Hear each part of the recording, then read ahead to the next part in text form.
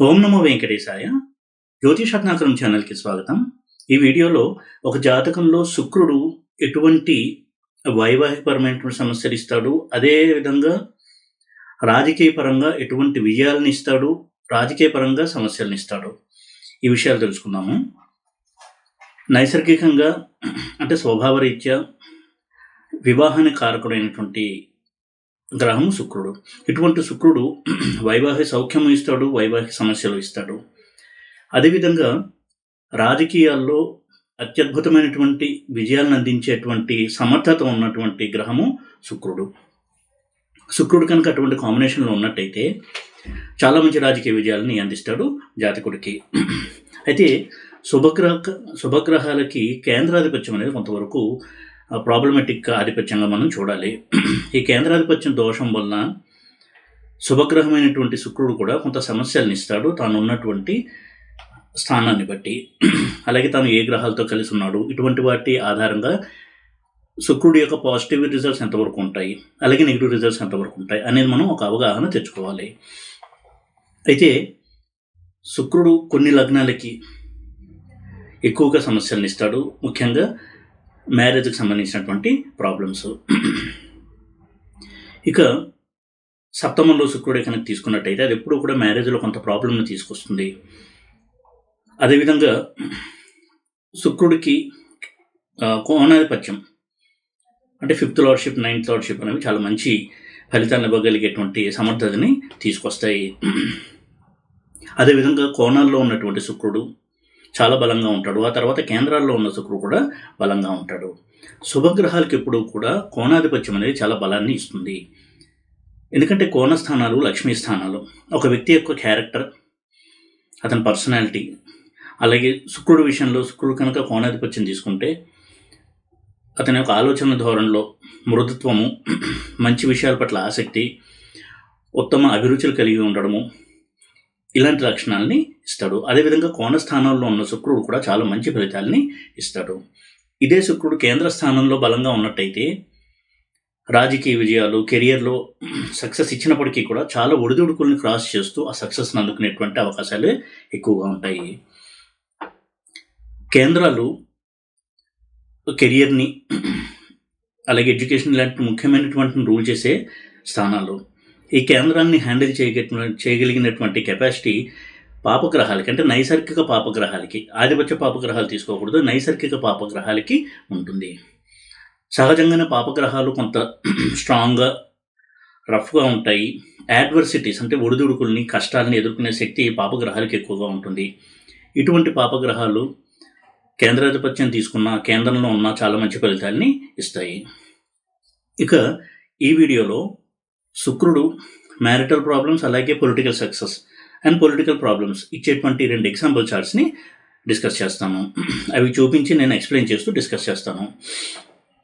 ఒకటి ప్రధానమంత్రి నరేంద్ర మోదీ గారి చార్టు, రెండోది నందమూరి తారక రామారావు గారి చార్టు. ఇద్దరికీ కూడా శుక్రుడు తన మహాదశలో తనదైనటువంటి వైవాహిక సమస్యలు, అలాగే రాజకీయ జీవితాన్ని ఇచ్చాడు. నరేంద్ర మోదీ గారి చార్ట్ కనుక చూసినట్టయితే శుక్రమహాదశలో ఆయన రాజకీయంగా చాలా ఎదుగుతూ, అంటే కింద స్థాయి నుంచి చాలా బాధ్యతాయుతమైనటువంటి స్థాయికి ఎదిగి ముఖ్యమంత్రిగా కూడా ఆయన పనిచేశారు. ఇంత మంచి రాజకీయ భవిష్యత్తుని, రాజకీయ జీవితంలో సక్సెస్కి పునాదిని ఇచ్చినటువంటి దశ శుక్రమహాదశ నరేంద్ర మోదీ గారి జాతకంలో. అదేవిధంగా ఆయన ఎక్కువగా ఒక స్పిరిచువల్ పర్సన్గా, వైరాగ్య జీవితాన్ని గడుపుతూ సింగిల్ పర్సన్గా ఉండిపోవడానికి కూడా శుక్రుడి యొక్క పాత్ర కొంతవరకు కారణమనే చెప్పాలి. ఇక నందమూరి తారక రామారావు గారి చాట్లో చూసినట్టయితే కేతు మహాదశలో ఆయన ముఖ్యమంత్రి అవడం జరిగింది. కేతు మహాదశ చివరిలో, కేతు మహాదశ స్టార్ట్ అయినప్పుడు ఆయనకి సినిమాల్లో చాలా అద్భుతమైన సక్సెస్ని అందించింది కేతు మహాదశ. ఒక ట్రెండ్ సృష్టించి తనదంటూ ఒక మార్క్ని క్రియేట్ చేసి అద్భుతమైనటువంటి విజయాలని, క్రేజ్ని సంపాదించుకున్నారు నా ఎన్టీఆర్ కేతు మహాదశలో. అడవిరాముడు, వేటగాడు ఇటువంటి సినిమాలన్నీ ఒక ఒరబడిని, ఒక ప్రపంచనాన్ని సృష్టించినటువంటి సినిమాలు కేతు మహాదశలో. అదే కేతు మహాదశ ఎండింగ్లో సీఎం అవడం కూడా జరిగింది.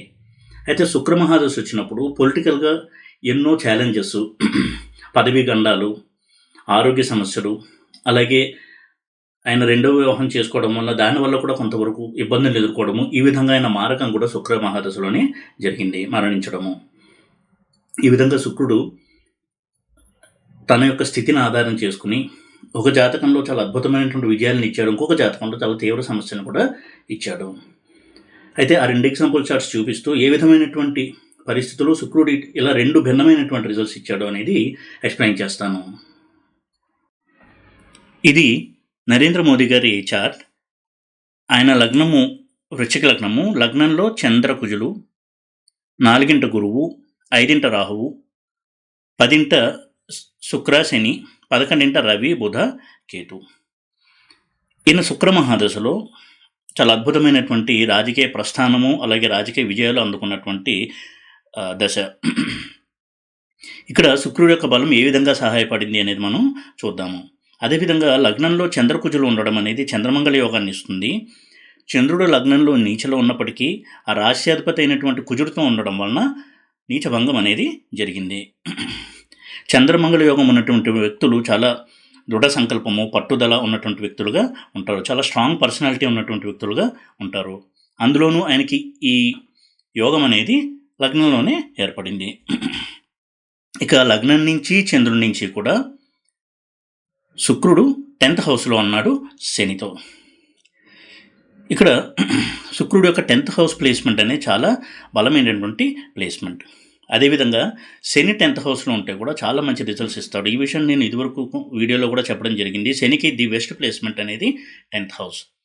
అది రవి ఇల్లు అయినప్పటికీ కూడా, అంటే శనికి రవి శత్రుగ్రహం కాబట్టి అటువంటి శత్రుగ్రహం ఇంట్లో ఉన్నా కానీ రవి శని 10th హౌస్లో ఉండడం అనేది చాలా బలమైన ప్లేస్మెంట్గానే చూడాలి. అదేవిధంగా ఎప్పుడూ కూడా శని శుక్ర, శని గురు, గురు శుక్ర, ఈ కాంబినేషన్ అనేది చాలా మంచి కాంబినేషన్. ఆ కాంబినేషన్ కనుక కేంద్రంలో ఏర్పడినట్టయితే చాలా మంచి ఫలితాన్ని జాతకుడు అందుకుంటాడు. ఈ విధంగా ఈయనకి 7th లార్డ్ అయినటువంటి శుక్రుడు 10th హౌస్లో శనితో కలిసి ఉండడము, అటువంటి శని శుక్రుల్ని గురువు వీక్షించడం, కేంద్రంలో ఉన్నటువంటి శుక్రుడు, కేంద్రాధిపతి అయిన శుక్రుడు, అదేవిధంగా చతుర్థ కేంద్రాధిపతి అయినటువంటి శని, వీరిద్దరూ కూడా దశమ కేంద్రంలో ఉన్నారు 10th హౌస్లో.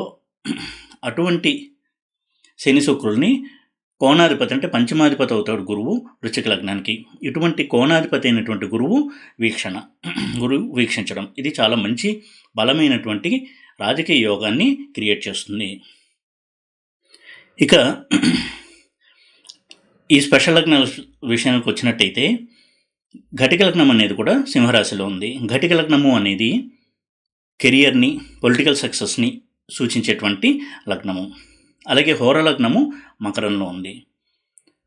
జెమిని సిద్ధాంతంలో ఎప్పుడూ కూడా చరరాశి స్థిరరాశి పరస్పరం చూసుకుంటాయి.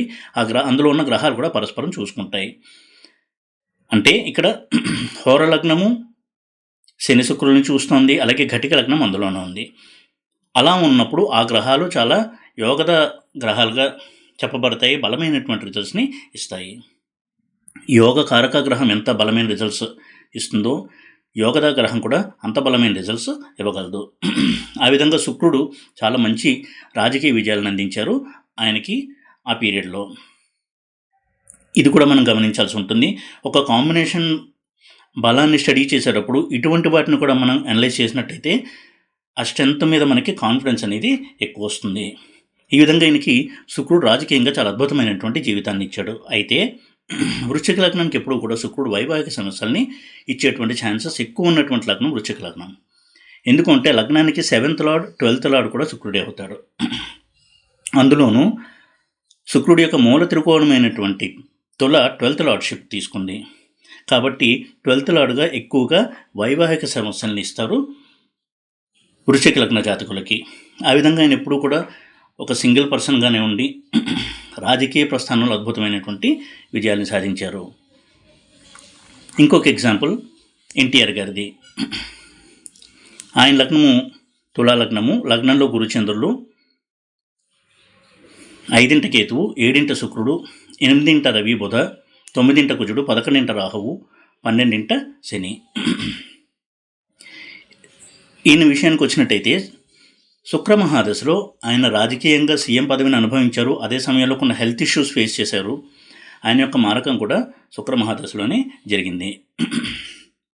అది కూడా సెకండ్ మ్యారేజ్కి సంబంధించినటువంటి ప్రాబ్లమ్స్ వల్లే ఆయన కొంత పర్సనల్ ఇష్యూస్ని కూడా ఫేస్ చేశారు. ఇక్కడ శుక్రుడి యొక్క స్థితిని కనుక చూసినట్టయితే ఇక్కడ కూడా గురు శుక్రుల పరస్పర వీక్షణ ఇది చాలా బలమైనటువంటి అంశము. ఇలా ఉన్నప్పుడు ఎప్పుడు కూడా చాలా స్ట్రాంగ్ రిజల్ట్స్ని ఇస్తాయి ఆ గ్రహాలు.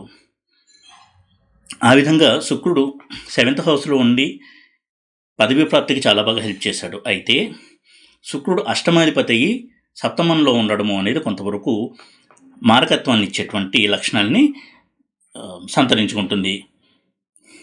లగ్నాధిపతిగా శుక్రుడు స్ట్రాంగ్ కాబట్టి ఆయనకి కెరియర్లో రైజు, స్ట్రాంగ్ పర్సనాలిటీ ఇవన్నీ ఇచ్చినప్పటికీ అష్టమాధిపత్యం కూడా ఉండడం వలన ఆయన కొంత హెల్త్ ఇష్యూస్ని, మారకాన్ని కూడా చూడాల్సి వచ్చింది శుక్రమహాదశలో.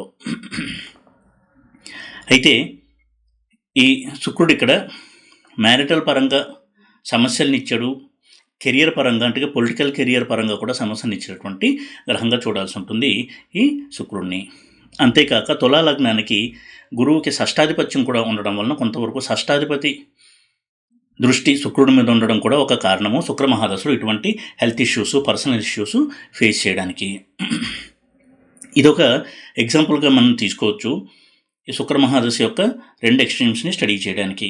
అయితే ఇదే శుక్రుడు ఆయనకి కళల్లో, యాక్టింగ్ స్కిల్స్లో ప్రావీణ్యతను ఇవ్వడానికి హెల్ప్ చేశాడు. గురు శుక్రులు ఇద్దరు కూడా చాలా భారీ గ్రహాలు.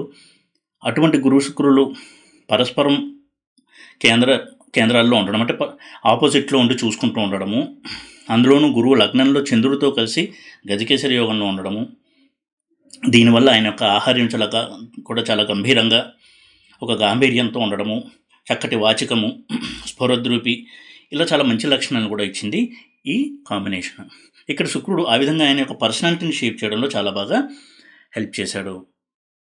ఇలా శుక్రుడు యొక్క 2 ఎక్స్ట్రీమ్స్ని ఎక్స్ప్లెయిన్ చేయడానికి ఈ 2 చార్ట్స్ నేను యూజ్ చేసి కొన్ని పాయింట్స్ని మీకు ఎక్స్ప్లెయిన్ చేయడానికి ప్రయత్నం చేశాను. ఈ విధంగా ఈ 2 ఎగ్జాంపుల్ చార్ట్స్లో కూడా శుక్రుడు ఒక చార్ట్లో చాలా పాజిటివ్ రిజల్ట్స్ని, పొలిటికల్ సక్సెస్ని ఎక్కువ ఇచ్చాడు. అదే సెకండ్ ఎగ్జాంపుల్లో ఎన్టీఆర్ గారి చార్ట్లో కొంతవరకు పొలిటికల్ ప్రాబ్లమ్స్ని, హెల్త్ ఇష్యూస్ని, సెకండ్ మ్యారేజ్ వలన ప్రాబ్లమ్స్ని ఇవన్నీ కూడా ఇచ్చాడు. కాబట్టి శుక్రుడు 2 పార్శ్వాలని, మన శుక్రుడు యొక్క 2 పార్శ్వాలని కూడా మనం చూడాల్సి ఉంటుంది. ప్రతి గ్రహం కూడా ఎప్పుడూ పాజిటివ్ రిజల్ట్స్, నెగిటివ్ రిజల్ట్స్ 2 ఇవ్వగలిగినటువంటి సమర్థత ఉన్నటువంటి గ్రహాలు.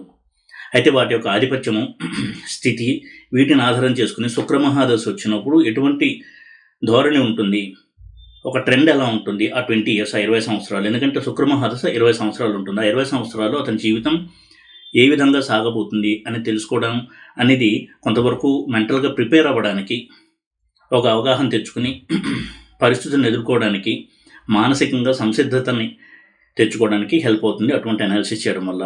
ఆ ఉద్దేశంతోనూ శుక్రుడు యొక్క 2 ఎక్స్ట్రీమ్స్ని చూపిస్తూ ఈ ఎగ్జాంపుల్ చార్ట్స్ ద్వారా శుక్రుడు యొక్క బిహేవియర్ని కొంతవరకు ఎక్స్ప్లెయిన్ చేసేటువంటి ప్రయత్నం చేశాను. ఈ వీడియో కనుక మీకు నచ్చినట్టయితే లైక్ చేసి, షేర్ చేసి, సబ్స్క్రైబ్ చేయండి. ఓం నమో వెంకటేశాయ.